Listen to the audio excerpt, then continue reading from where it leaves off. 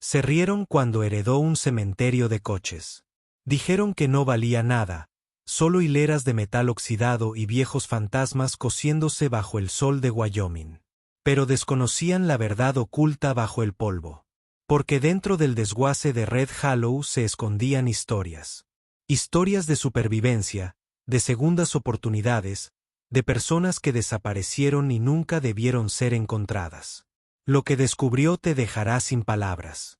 Y al final, podría romperte el corazón de la manera más hermosa.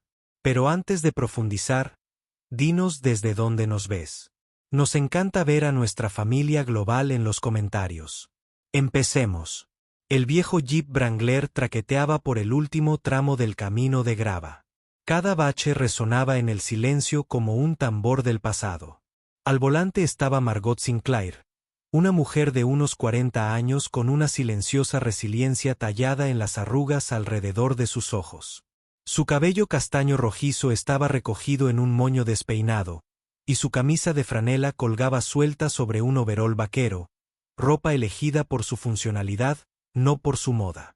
Cuando el último árbol dio paso a un espacio abierto, un mar oxidado de vehículos abandonados se extendía ante ella, engullido por la hierba alta y años de abandono. Este era el patio de salvamento de Red Hollow, un terreno olvidado enclavado en las colinas neblinosas de Wyoming Ridge, un lugar donde el tiempo claramente había decidido detenerse. Filas y filas de chatarras de autos, Chevys, Buicks, camionetas con las ventanas rotas y puertas faltantes, todo cubierto por una película de óxido y silencio. Margot no había estado allí desde que era niña, y ahora era suyo. La gente se reía cuando el abogado llamaba. Un cementerio de chatarra. Se burlaban. Nada más que chatarra y viejos fantasmas. Pero mientras el viento susurraba a través de los guardabarros abollados y los cristales rotos, Margot sintió algo agitarse en lo profundo de su pecho. Algo que se sentía muy parecido a volver a casa. Margot Sinclair salió del jeep, sus botas crujiendo suavemente sobre la grava mientras una ráfaga de aire frío de montaña barría el patio abierto. El silencio era completo, roto solo por el lejano crujido del metal oxidado meciéndose con la brisa. Se ajustó más la camisa de franela y respiró hondo, saboreando el aire a aceite, pino y una leve dulzura que no podía identificar. Este lugar había pertenecido una vez a su abuelo, un hombre brusco con manos callosas y un corazón que solo se ablandaba con los motores viejos y los perros callejeros. No lo había visto desde que tenía 12 años. La noticia de su muerte llegó con una carta legal, fría y formal. Le había dejado todo. Un cementerio de máquinas olvidadas. Se habían reído sus compañeros de trabajo en el restaurante, su exmarido por teléfono. ¿Vas a venderlo como chatarra o a vivir en la caja de una camioneta? Se había burlado. Pero Margot no se rió.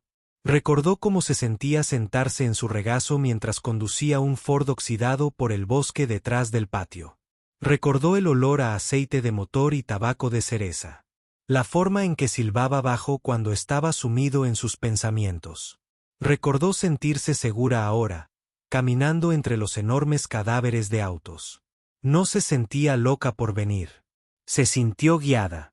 El desguace era más grande de lo que recordaba. El tiempo lo había estirado. Enredaderas metálicas de tubos de escape y parachoques se abrían paso a través de la hierba alta como huesos. Algunos de los autos tenían árboles creciendo a través de sus chasis. Otros estaban hundidos hasta la mitad de la tierra como si hubieran renunciado a intentar ser vistos. Llegó a la vieja oficina de remolques donde su abuelo solía guardar los registros. O como él los llamaba, las historias. La puerta crujió en sus bisagras cuando la abrió. El polvo se arremolinaba en la luz ámbar.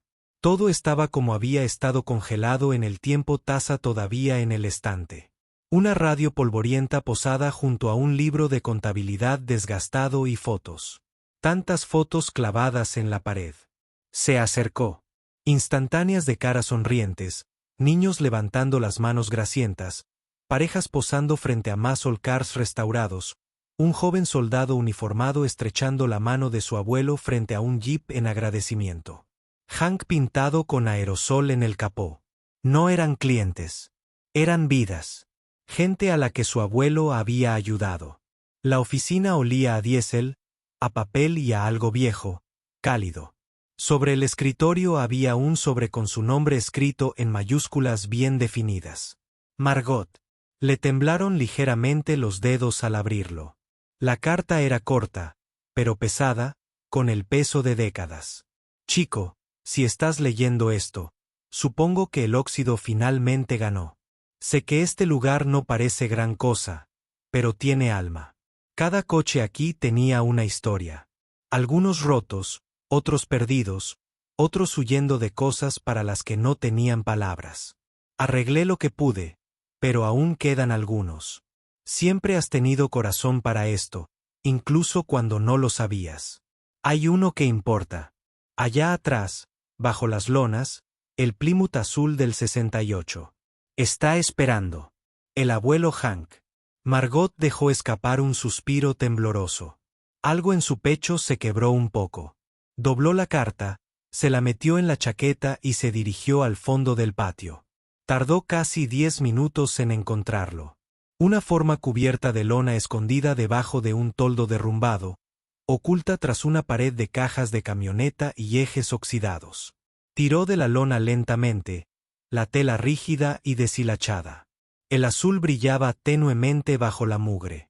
Era un Plymouth Satellite de 1968, de líneas clásicas pesadas. El favorito de su abuelo. Lo rodeó lentamente, pasando la mano por el metal frío. Entonces se detuvo. La puerta del lado del pasajero había sido repintada mal. Trazos desiguales, un tono diferente de azul. Se inclinó más cerca. Rasguñados en la pintura descolorida, apenas visibles con la luz adecuada. Había 3 nombres. Elsie, Marcus, Baby J. No tallados como grafitis, estaban grabados con cuidado. Abrió la puerta. El asiento estaba intacto. El tablero polvoriento pero intacto. En la guantera había una bolsa de plástico sellada. Dentro, una fotografía de una mujer, un hombre y un niño pequeño de pie junto a este mismo auto, sonrisas llenas de esperanza. También había una nota amarillenta por el tiempo. Nos dirigimos al norte. Gracias, Hank. Nos salvaste la vida.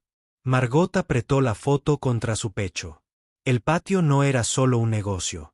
Había sido un salvavidas, un refugio para quienes huían de algo. Tal vez del abuso, tal vez de la pobreza, tal vez simplemente de no tener a dónde ir. Y su abuelo no había sido un ermitaño. Había sido un salvador silencioso. Miró hacia el campo de autos destrozados. No eran solo metal. Eran monumentos.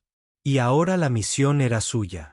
Apenas había salido el sol a la mañana siguiente cuando Margot Sinclair se encontró afuera de nuevo, agarrando un termo de café solo y mirando el Plymouth azul del 68 como si fuera a hablar.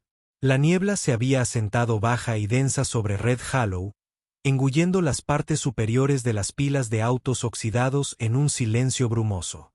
No había dormido. Su mente repasaba las posibilidades. ¿Quiénes eran Elsie, Marcus y el bebé Jay? ¿Por qué necesitaban ser salvados? ¿Por qué su abuelo? El auto no era solo una reliquia. Era un mensaje. Una llave para algo más profundo. Abrió el baúl por instinto. Crujió, pero se levantó.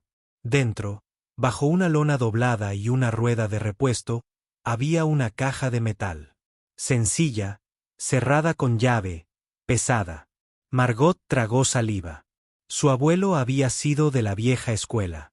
Nada de nada digital, nada de contraseñas, solo llaves, cerraduras y fe en sus propias manos. Recordó cómo solía guardar una lata de café llena de llaves sobre el viejo banco del taller. 10 minutos después, la encontró. La lata seguía allí, y dentro, docenas de llaves sin etiqueta tintineaban como huesos. Las cogió todas. De vuelta en el baúl, arrodillada sobre la grava, las revisó una por una hasta que la 12ª llave hizo clic. La caja se abrió. Dentro había papeles, doblados con cuidado. Un grueso sobremanila etiquetado como solo emergencia. Una pequeña pila de fotografías, viejas y arrugadas, cada una con nombres garabateados en el reverso. Familias, individuos, todos de pie cerca de vehículos reconocibles en el patio. Pero una foto la detuvo en seco. Era su abuelo de pie junto a una adolescente con un ojo morado y una maleta. En el reverso, con la letra audaz de su abuelo, Clare Whitmore, julio de 1994. A salvo. Margot se recostó, con el corazón latiéndole con fuerza. De repente, todo cambió. Este patio no solo había sido un refugio seguro. Había sido una red subterránea, un lugar de escape, tranquilo, fuera de la red. Su abuelo, el hombre que olía a aceite de motor y no hablaba mucho, había estado escondiendo gente a plena vista. El sobre contenía una lista de nombres y fechas, cada una con una nota para Kansas. La casa de la hermana necesita placas nuevas. Niño alérgico a la penicilina. Mantenga un registro. Y junto a algunos nombres, una palabra simple y desgarradora, regresó. Regresó. Mientras leía, el sonido de neumáticos crujiendo sobre la grava la sobresaltó. Se puso de pie rápidamente y vio una camioneta gris oscuro con ventanas tintadas acercándose. No le era familiar. Su agarre en la caja de metal se apretó cuando la camioneta se detuvo justo afuera de la puerta. Un hombre salió. Finales de los 50, tal vez principios de los 60. Barba canosa, piel curtida por el sol, botas cubiertas de barro seco. Parecía alguien que pertenecía a otra historia, de esas que se cuentan en voz baja en los mostradores de los restaurantes.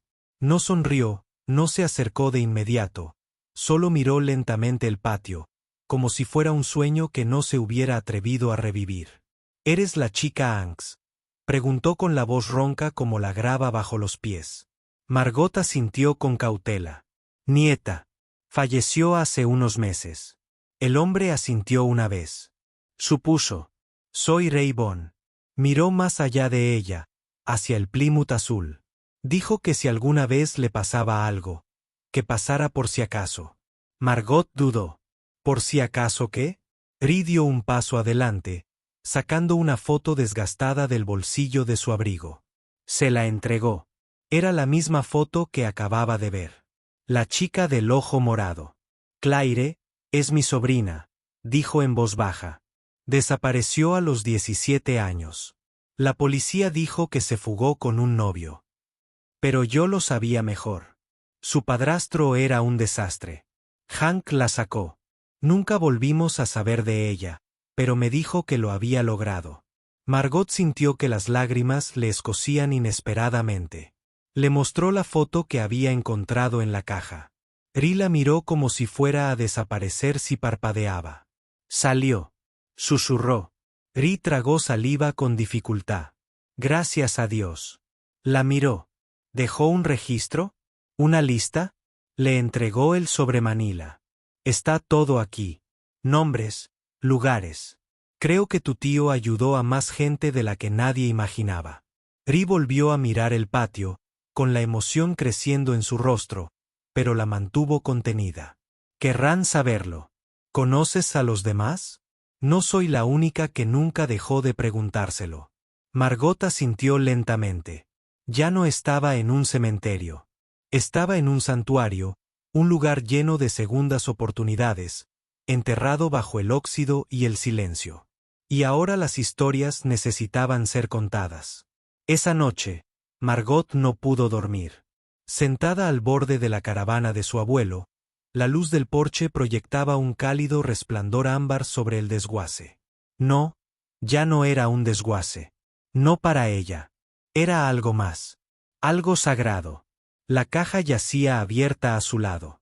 Los documentos se desplegaban como páginas de un libro de historia olvidado. Los nombres, las fotografías, las historias susurradas de escape. No eran solo piezas de un rompecabezas. Eran actos de desafío enterrados bajo el cromo y la maleza. Ray Bond se había ido hacía horas, prometiendo hacer algunas llamadas.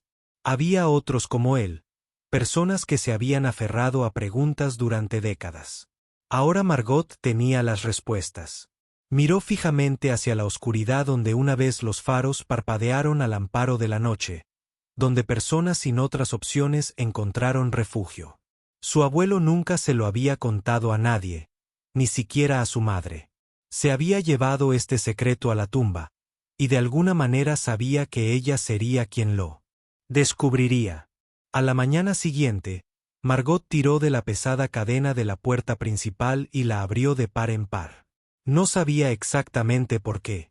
Tal vez fue instinto, o quizás esperanza, pero algo le dijo que era hora de dejar de esconderse.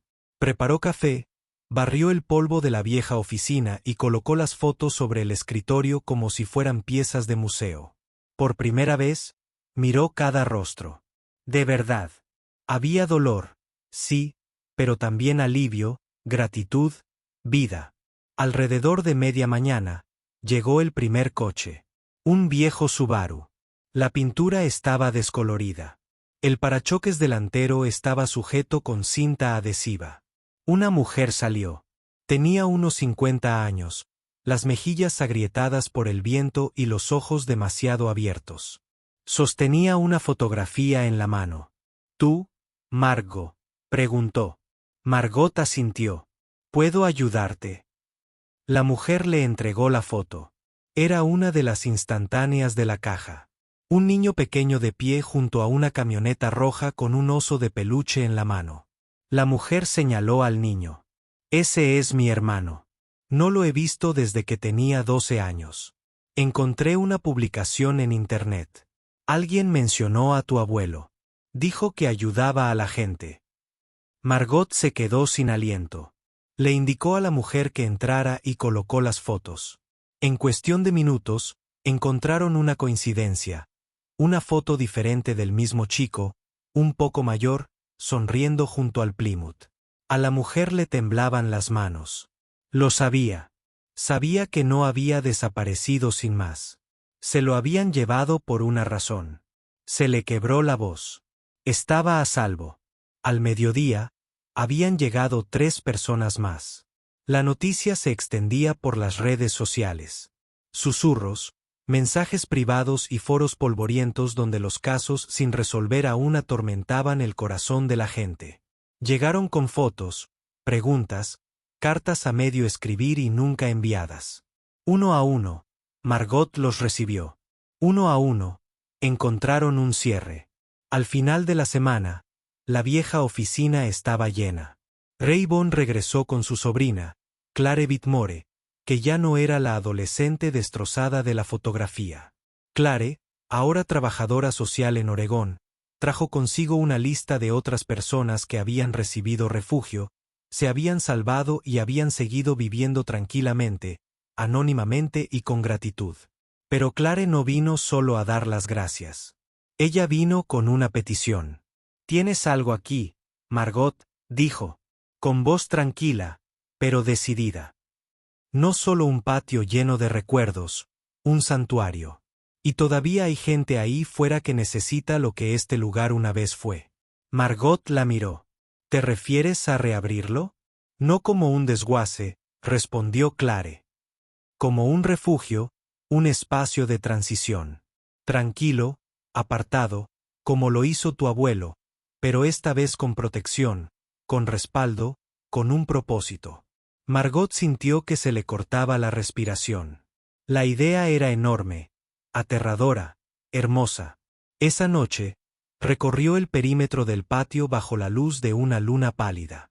Se detuvo junto al Plymouth, apoyó la mano en el techo y cerró los ojos. Casi podía oírlo, la voz firme de su abuelo, el suave tintineo de las herramientas, el sordo rumor de la vieja radio AM que sonaba a Johnny Cash. Siempre has tenido el corazón para esto. Él había escrito. Ahora lo entendía. No solo el secreto que había dejado atrás, sino la razón por la que se lo había dejado. Él sabía que ella también estaba rota. Su matrimonio se había derrumbado. Sus ahorros se habían esfumado. Sus amigos se habían reducido como las hojas de otoño. No tenía nada cuando llegó allí, excepto espacio. silencio y una necesidad imperiosa de algo real. Y ahora tenía una misión. En un mes, Red Hollow Salvage se había convertido en la Fundación Sinclair, una organización sin fines de lucro registrada a nombre de Margot, financiada con pequeñas donaciones de las mismas familias que su abuelo una vez protegió. Ray Bond se convirtió en el jefe de seguridad. Clare Whitmore, la coordinadora de operaciones. Restauraron la oficina, reforzaron el perímetro del patio y convirtieron uno de los remolques en una cálida sala de admisión privada. Cada auto que quedó intacto tenía una razón. Y ahora servían como monumentos, centinelas silenciosos de las segundas oportunidades que nacían en estos terrenos. La gente llegaba silenciosamente, con cuidado. Mujeres que huían del abuso, veteranos que luchaban contra heridas invisibles. Adolescentes que habían superado sistemas rotos. No se quedaron mucho tiempo, solo el tiempo suficiente para encontrar su lugar. Igual que las personas antes que ellos, igual que ella. Una tarde, mientras el frío otoñal se colaba y los primeros copos de nieve cubrían los capós de entre los viejos vehículos, Margot se sentó junto a una fogata que habían hecho cerca del centro del patio. Arrodillada a su lado estaba una joven llamada Tessa, de unos 17 años, recién llegada. Silenciosa como el viento, observaba las llamas con cautela, abrazándose con fuerza. Margot le sirvió una taza de chocolate caliente y se la entregó. «Sabes», dijo con suavidad, «cada coche aquí tiene un nombre. No el modelo. Me refiero a la gente que los conducía, a los que escaparon. Este de aquí». Señaló con la cabeza un Cadillac hundido. Eran Marcus y Elsie.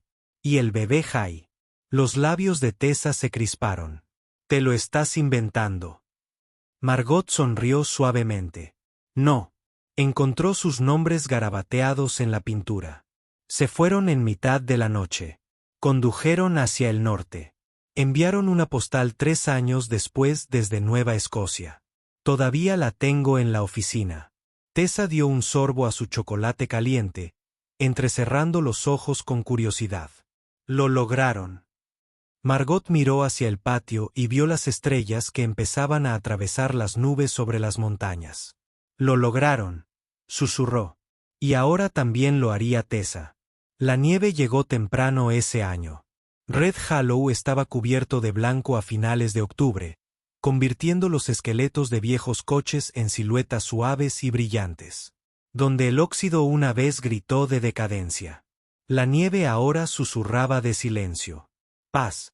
Un renacimiento silencioso. Margot Sinclair salió de la caravana de la oficina con una taza de té de canela en sus manos enguantadas, su aliento empañando el aire en suaves nubes. Miró a través el patio, o lo que solía ser un patio. Lo que una vez fue un vertedero de acero olvidado se había transformado en algo vivo. La Fundación Sinclair ya no era solo una idea susurrada entre fogatas y tazas de café. Era real. Paneles solares cubrían el techo de la caravana principal, instalados por un par de hermanos que se habían alojado aquí 2 meses antes de dirigirse al oeste para emprender su propio negocio.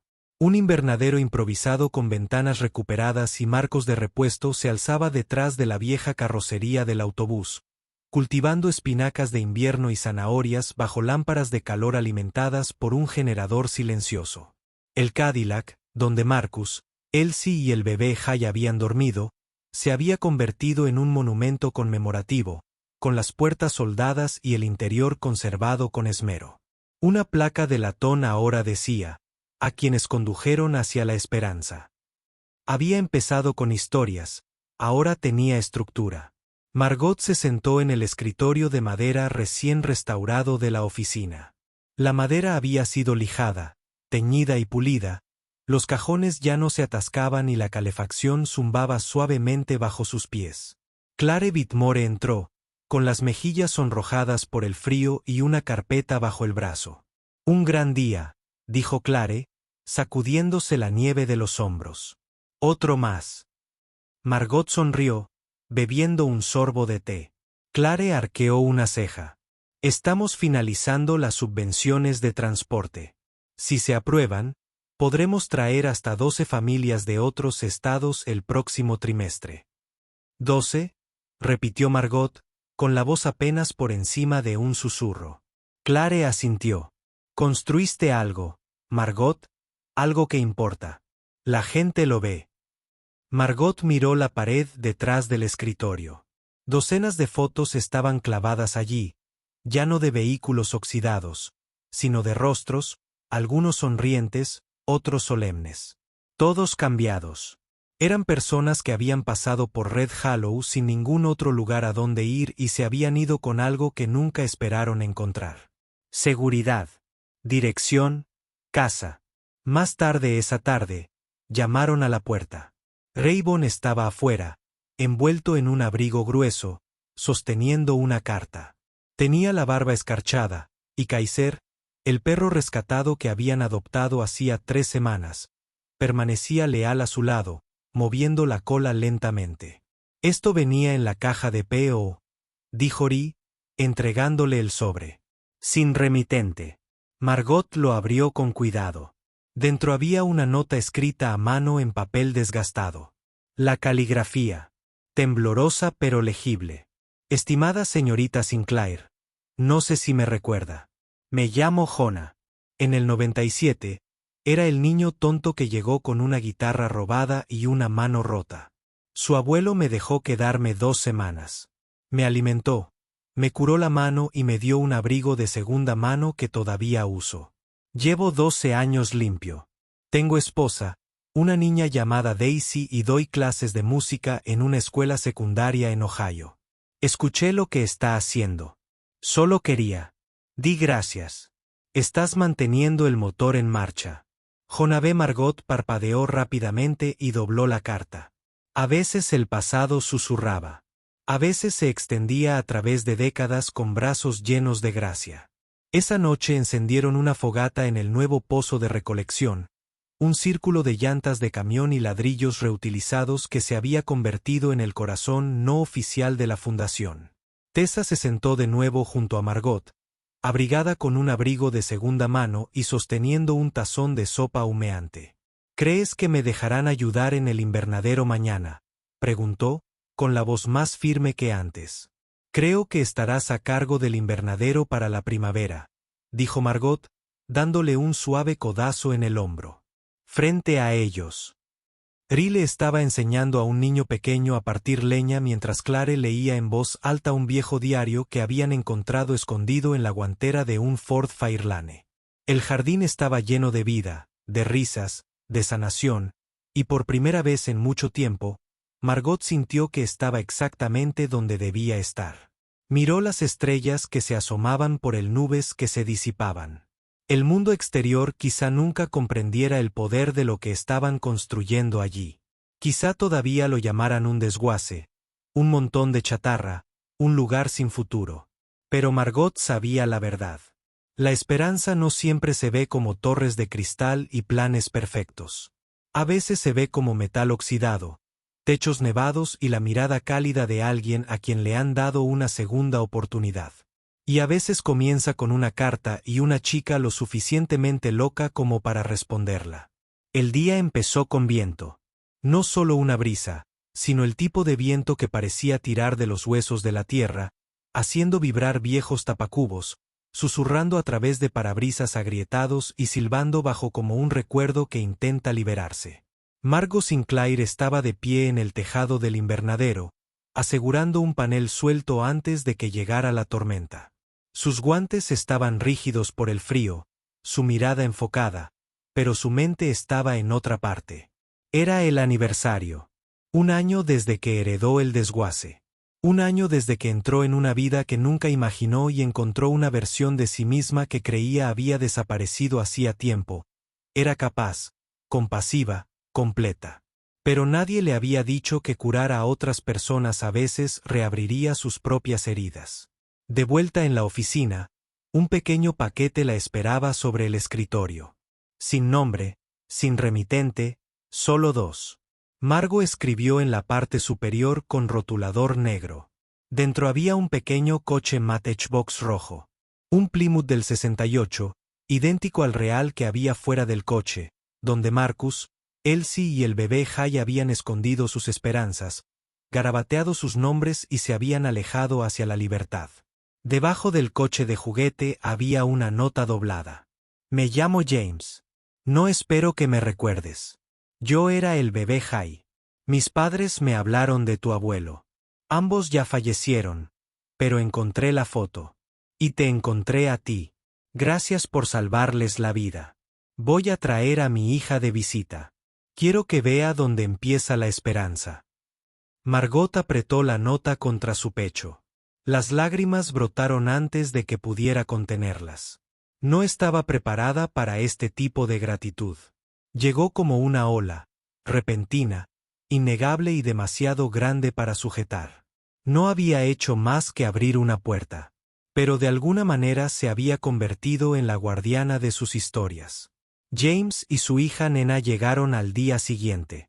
Él era más alto de lo que esperaba, con ojos amables y una voz tranquila, la clase de calma que solo se logra al sobrevivir a algo. Nano tenía más de 6 años, con rizos esponjosos y un rostro lleno de curiosidad.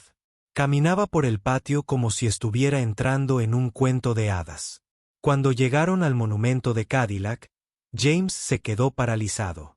Trazó la placa de bronce con los dedos. Margot notó que se le cerraba la garganta. Estaba embarazada cuando se fueron. Dijo en voz baja, apenas visible. Ni siquiera sabían si lograrían cruzar la frontera estatal. Miró a Nina, pero lo hicieron porque alguien creía que merecían intentarlo. Margot se agachó junto a la niña. ¿Sabes por qué te llamas nena? La niña negó con la cabeza. El segundo nombre de tu abuela, dijo James, con lágrimas deslizándose por sus mejillas. Mi madre te puso el nombre de la mujer en la que quería convertirse. Esa noche, el viento se calmó justo el tiempo suficiente para que todos se reunieran alrededor de la fogata. James contó la historia de cómo escaparon sus padres, cómo habían estado huyendo de algo más que la pobreza. Había habido violencia, miedo y un hombre al que se negaban a nombrar. Hank no hizo preguntas. James dijo, con la voz quebrada. Les entregó las llaves. Les dio un mapa. Abrazó a mi madre antes de que se fuera y le dijo, ve al norte y no mires atrás. El silencio cayó sobre el fuego. Incluso Kaiser, normalmente inquieto, permaneció inmóvil. Entonces Na metió la mano en el bolsillo y sacó el coche Matchbox. Lo dejó en el suelo entre todos. Mi abuelo me dio esto, dijo en voz baja. Dijo que era mágico.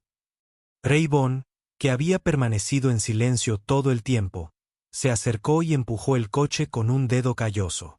No se equivocaba, chaval. Después de que se fueran, Margot se sentó sola junto al Cadillac. Las estrellas brillaban entre las nubes pasajeras, y el metal de los viejos coches brillaba levemente por la escarcha. Su aliento llegó despacio y sintió que su corazón le dolía, no de dolor, sino del hermoso e insoportable peso de un propósito. Pensó en la versión de sí misma que había llegado allí hacía un año, perdida, amargada y sola. Y ahora no era nada de eso. Todavía se recuperaba, seguía siendo humana, pero la habían encontrado.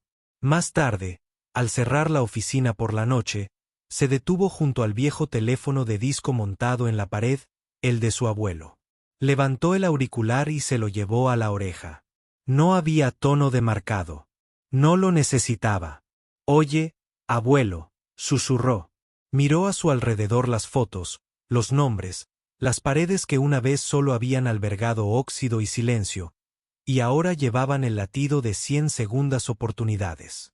Continué, dijo, pasaste la antorcha y no la dejé caer.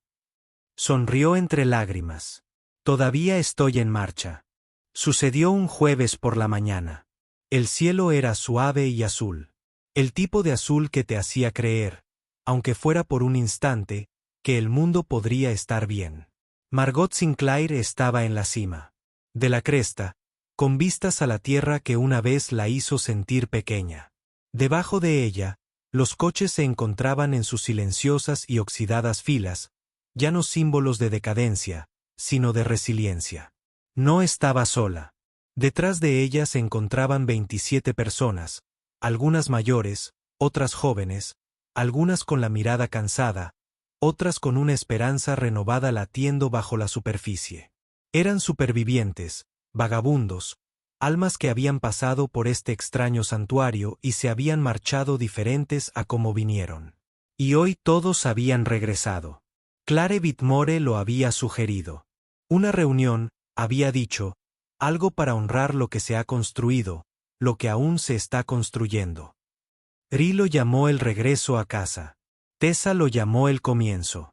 Margot no sabía cómo llamarlo, solo que cuando vio a James llegar de la mano con la pequeña Na, y cuando vio a los hermanos de Nuevo México y a la niña del violín que solía estremecerse con cada sonido repentino, algo en su pecho se rompió de golpe. Estaban allí. Recordaban. Se reunieron alrededor del viejo Cadillac, el monumento, donde un nuevo la placa había sido añadida esa misma mañana. Margot repasó las palabras con la mano. A los que se quedaron, a los que se fueron, a los que sobrevivieron y a los que hicieron posible la supervivencia. Nadie habló durante un buen rato. Entonces Clare dio un paso al frente, con un papel doblado en las manos. Miró a Margot. ¿Puedo? Margot asintió. Clare desdobló la carta, desgastada, descolorida, con las esquinas manchadas. Es lo primero que Hank le escribió a alguien a quien ayudó. Nunca la enviaron por correo. La encontré en la guantera de un viejo Ford. Se aclaró la garganta y leyó: no tienes que estar curado para ser digno. No tienes que estar curado para ser bienvenido. Solo tienes que estar dispuesto a seguir adelante. Y cuando no puedas, te ayudaré a recordar cómo. Clare levantó la vista, con la voz quebrada. Creo que era su forma de decir, no estás sola. Unas lágrimas silenciosas rodaron por sus mejillas. Margot no ocultó las suyas. Esto no era una ceremonia. Era un círculo completo. Más tarde, compartieron historias junto a la fogata sobre parachoques oxidados, apoyados en camionetas sin capota y asientos de cuero agrietados. Contaron historias de segundas oportunidades, de encontrar trabajo, de desintoxicarse, de elegir vivir. Na corrió entre las filas de autos con Tessa siguiéndola, riendo disimuladamente. Rey asó perritos calientes mientras contaba viejos chistes de camioneros que hacían sonreír incluso a los rostros más sombríos. Y Margot simplemente se quedó quieta, absorbiendo el milagro de todo. Más tarde, deambuló sola, pasando el autobús donde el invernadero ahora cultivaba hierbas y tomates, pasando las filas de neumáticos apilados como columnas de un templo antiguo. Terminó de vuelta en el Plymouth, el auto que lo había empezado todo.